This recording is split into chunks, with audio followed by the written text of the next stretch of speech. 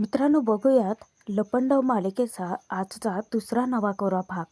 सखीला वाटलं होतं की तिला आता तिच्या आईकडे येता क्षणी स्पेशल काहीतरी सरप्राईज मिळेल, परंतु कसलं काय. बिचारीच्या पदरी फक्त निराशाच पडते. आणि सखीला अचानक तिथं आल्याचं पाहून सरकारचा होशच उडतो. सखीला ती घाबरवून टाकते. सगळ्यांच्या समोर फक्त हसत राहायला सांगते. तिने सखीचे हात एवढे जोरात पकडलेले असतात की सखीला त्याचा त्रास होतो. तेव्हा कंपनीचे तर कौतुक करतेच, पण नाईलाजाने सरकारला मीडियासमोर स्वतःच्या मुलीचंही कौतुक करावं लागतं. ती सांगते की जशी माझी कंपनी आज 21 वर्षांची झाली, त्याचं सेलिब्रेशन आहे आज, अगदी तसंच योगायोगाने माझी मुलगीसुद्धा 21 वर्षांची झाली आज. तेव्हा सर्व मीडिया सखीला वाढदिवसाच्या शुभेच्छा देतात. सखी हसून त्यांना ग्रीट करते आणि सोबतच सरकार दुसरी एक अनाउन्समेंट करतात. त्या म्हणजे मुंबईतल्या सगळ्यात मोठ्या मॉलचं कन्स्ट्रक्शन त्यांची कंपनी करेल. आज माझ्या या कंपनीच्या या इव्हेंटमध्ये मी माझ्या लाडक्या मुलीला सखीलासुद्धा सामील करून घेते.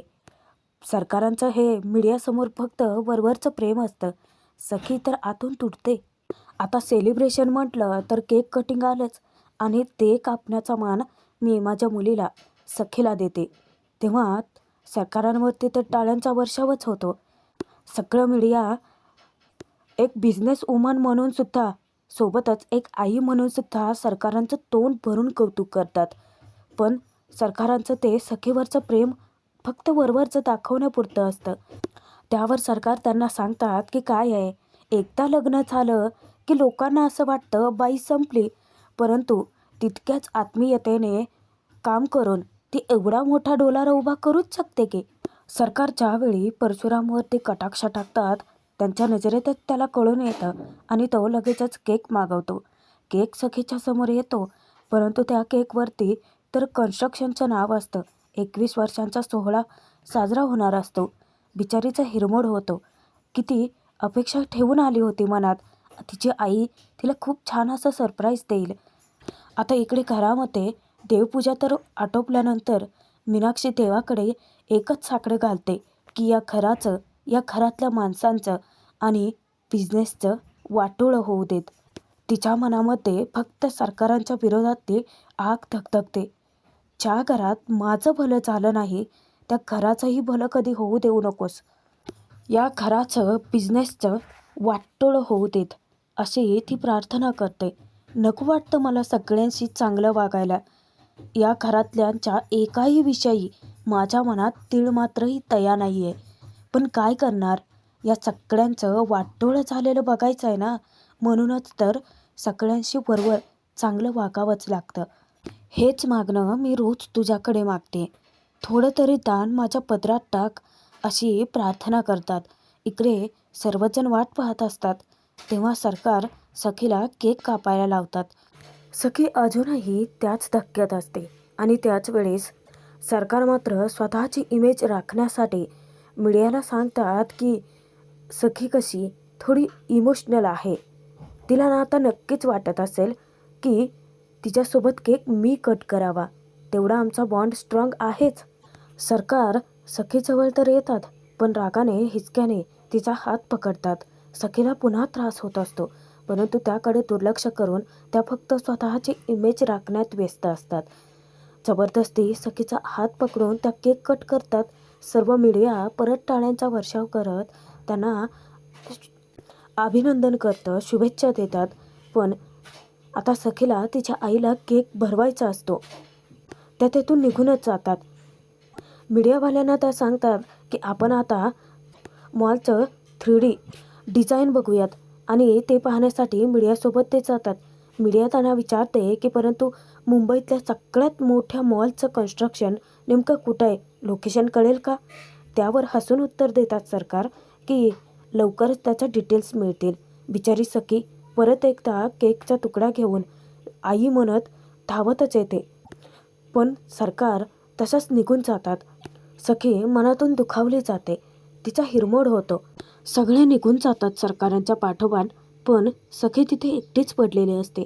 त्याच वेळेस परशुराम परत येतात आणि सखीला ओरडतात, तुला कळत नाही का गं, 21 वर्षांची झालेस पण बालिशपणा अजूनही केलेलाच नाही आहे. तुझी आई सतत बिझी असते. आणि हो, आज तुझा वाढदिवस आहे ना, तर सखी चाळ भंडारमध्ये साईबाबांचा भंडारा आहे. तिथे तरी निदान 7 वाजता वेळेवरती पोहोच, नाहीतर उगाचच तुझ्यामुळे मला पुन्हा ऐकून घ्यावं लागेल, असं दात ओठ खात रागवत सांगून ते तेथून निघून जातात. हातामध्ये रागाच्या भरात तो केकचा तुकडा दाबून धरत सखी चवताळून म्हणते, शेवटी तुझीच मुलगी आहे मी, तितकीच हट्टी. आणि मला नाही यायचं आहे. आता जोपर्यंत तू मला मुलगी म्हणून बड्डे विश करत स्वतःच्या जवळ घेत नाही ना, तोपर्यंत मी त्या चाळीमध्ये पाऊलही टाकणार नाही, असं म्हणत रागातच सखी तेथून निघून जाते. आता ती हीच चाळ जिथे कान्हा राहतो. इकडे चाळीमध्ये दाभाडे काकूंचा फोन हरवलेला असतो, म्हणजेच विसरलेला असतात त्या. आणि तोच द्यायला कान्हा त्यांच्या जवळ जातो.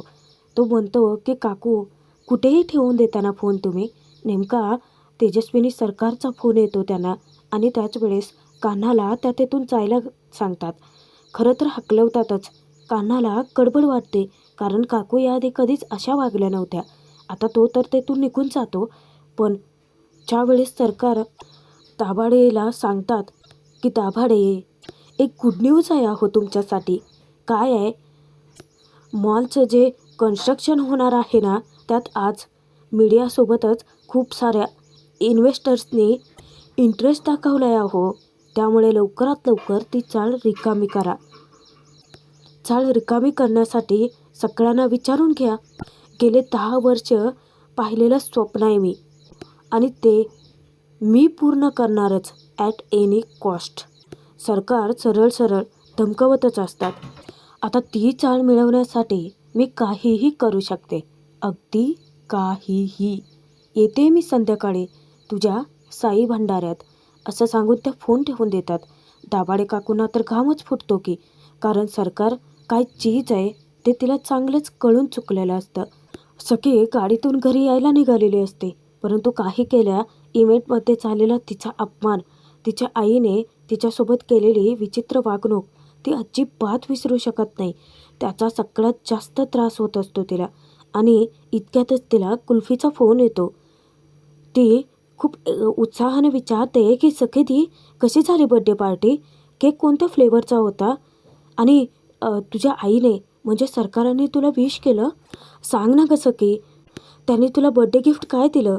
त्यावर सखी रडतच सांगते, नाही ग कुल्फी, असं काहीच नाही घडलं. पण आता मी असं काहीतरी करेन ना की त्यांना मला विश करावंच लागेल. सखीने डोक्यात इतका राग घालून घेतलेला असतो की घरी जाण्याऐवजी मुद्दामच ती स्वतःच्या जीवाची खेळ करायचे ठरवते, जेणेकरून निदान तिच्या आईला थोडी तरी तिची दया येईल, काळजी वाटेल. म्हणूनच रॉंग वेमध्ये गाडी घालत ती डायरेक्ट गाडीत थडकवते ती पोलिसांच्या गाडीला. नशीब त्या हवालदाराला काही होत नाही. इकडे कंपनीमध्ये केबिनमध्ये वकिलांनी एक फाईल आणून दिलेली असते. सरकार ते चाळत असतात आणि त्याच वेळेस इशाऱ्यानेच वकिलांना त्या बाहेर जायला सांगतात. जेवढी सगळी प्रॉपर्टी आहे, एवढ्या सगळ्या कंपन्या, ते सगळं सखीच्या नावावरती असतं. आणि त्याचेच पॉवर ऑफ अटर्नीचे पेपर्स हे सरकारच्या हाती असतात. आता त्याबद्दल घरातल्या कोणालाही त्यांनी साधी भनकही लागू दिलेली नसते. इतकं शातिरतेने काम केलेलं. इतक्यातच परशुराम अचानकच केबिनमध्ये येतो. तेव्हा सरकारांना त्याचा खूप राग येतो. परशुराम आधी तर माफी मागतो आणि त्यांना सांगतो की पोलीस स्टेशनमधून फोन आहे, सखीकडून ॲक्सिडेंट झाला आहे. तेव्हा सरकार फोन हाती घेतात. आता इन्स्पेक्टर मॅडम सांगतात की माफ करा सरकार, काय आहे, सखी मॅडमकडून एक अपघात झाला आहे आणि त्या स्वतःच मला म्हणाल्या की मला पोलीस स्टेशनमध्ये घेऊन चला. मी अजून तरी काही कारवाई केलेली नाही आहे, तुम्ही एकदा त्यांच्याशी बोलून घेता का. आता सरकारांना सुद्धा कळून चुकतं सखीने नक्कीच मुद्दाम काहीतरी केलं आहे.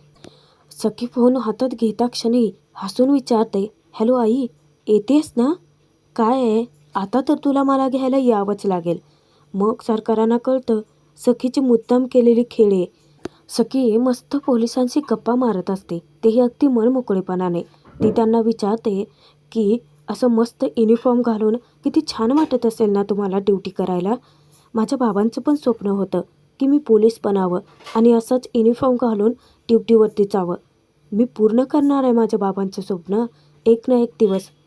इन्स्पेक्टर मॅडम विचारतात की सखी मॅडम, मला नाही वाटत आहे की सरकार येतील. तुमच्याकडे वकिलांचा नंबर आहे का? त्यावर सखी उत्तर देते, अहो गरजच नाही. आई येईल मला घ्यायला.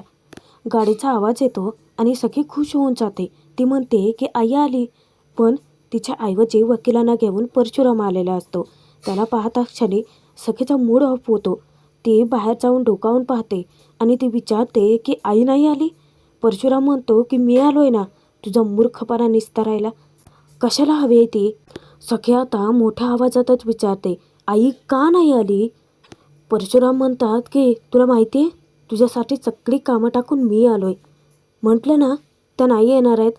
सखी रडत विचारते की म्हणजे निदान तिने विचारलं तरी का की मी कशी आहे, मला काही झालंय का, लागलंय का? सखी दुखावले हे माहिती असून सुद्धा परशुराम उलट तिच्या जखमेवर मीठच चोळतो. तो म्हणतो की तुझी आई, अगं तुझा साधा विचार करायला सुद्धा तिच्याकडे वेळ नाही आहे. रादर तुझा विचार करते की नाही तेही माहीत नाही आहे. सखी विचारते की पण आई अशी कशी वागू शकते? त्यावर परशुराम चिडतो. तो म्हणतो की हे बाई, तुझं तू जग ना सुखाने आणि आम्हालाही जगू देत.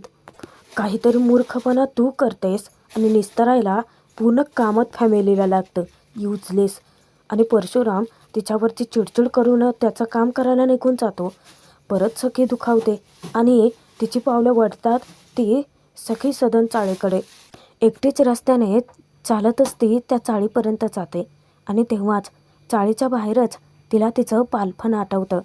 प्रत्यक्षात तिला समोर सगळं दिसत असतं. एक छोटीशी सखी धावत येऊन सांगते, आई बाबा ही बघा माझ्या नावाची चाळ, म्हणजे माझीच चाळ ना? तेव्हा बाबा म्हणतात की नाही हा सखी, ही सगळ्यांची चाळ आहे. साईबाबांनी फक्त आपल्याकडून बांधून घेतली एवढंच. तेव्हा सरकार म्हणतात, म्हणजे त्या काळची फक्त तेजस्विनी. ती सांगते की म्हणूनच तर दरवर्षी भंडाऱ्याला आपण इथे येतो. त्यावेळेस सखीला सांगितलं होतं की जेव्हा तू कधी संकटात सापडशील, तुला मार्ग दिसेनासा होईल, त्यावेळेस तू साईबाबांकडे ये. तुला तुझ्या सगळ्या प्रश्नांची उत्तरं तेच देतील. आणि सखीला तिचं बालपण आठवतं. प्रत्यक्षात ते नजरेसमोर उभं राहतं आणि मग काय, सखीची पावलं वळतात ती साई महाराजांकडे. सखी आतमध्ये जात असतानाच कान्हा नेमका सखीच्या जवळूनच जात असतो. इतक्यात त्या दोघांच्या मध्ये एक छोटी मुलगी येते. ती कान्हाला जोराचा धक्का देते.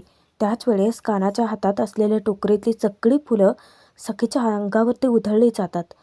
तेव्हा कान्हा सखीची माफी मागतो.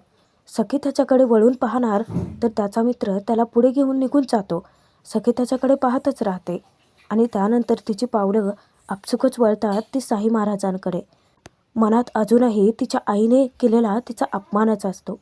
बाबांच्या समोर उभं राहून हात जोडून सखी त्यांना प्रार्थना करते की बाबा, आता द्या मला माझ्या सगळ्या प्रश्नांची उत्तरं, कारण लहानपणी मला माझे आईबाबा सांगायचे, सखी तू कोणत्या प्रॉब्लेममध्ये अडकलीस ना तर तुमच्याजवळ यायचं, मग सगळे प्रॉब्लेम सुटतात.